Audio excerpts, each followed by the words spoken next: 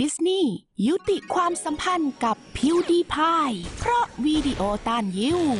วอลต์ดิสนีย์และ YouTube ยุติข้อตกลงทางธุรกิจทุกอย่างกับพิวดีพายซุปเปอร์สตาร์ของ YouTube ที่แปลงร่างไปเป็นหนูน้อยน่ารักสำหรับสาวกนีโอนาซีและลัทธิคลั่งอารยัน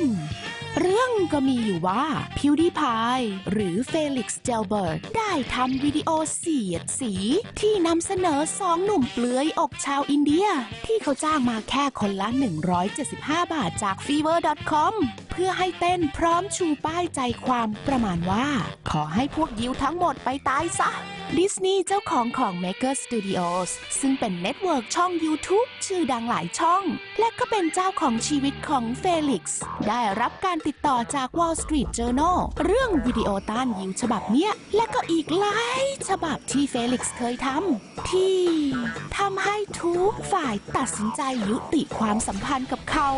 ในขณะที่ Bro Army สาวกของเฟลิกซ์บอกว่าเขาก็แค่เสียดแล้วก็สีแรงไปหน่อยเท่านั้นเองซึ่งจริงๆก็เป็นสไตล์ของเขาเพราะเมื่อเดือนที่แล้วเฟลิกซ์ก็เพิ่งจะปล่อยคำที่ขึ้นต้นด้วยตัว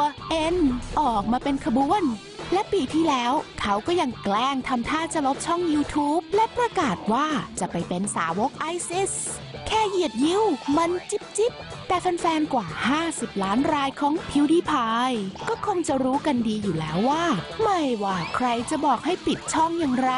เดี๋ยวเขาก็กลับมาซ่ากว่าโซดาได้ตามเดิมไม่ต้องกังวล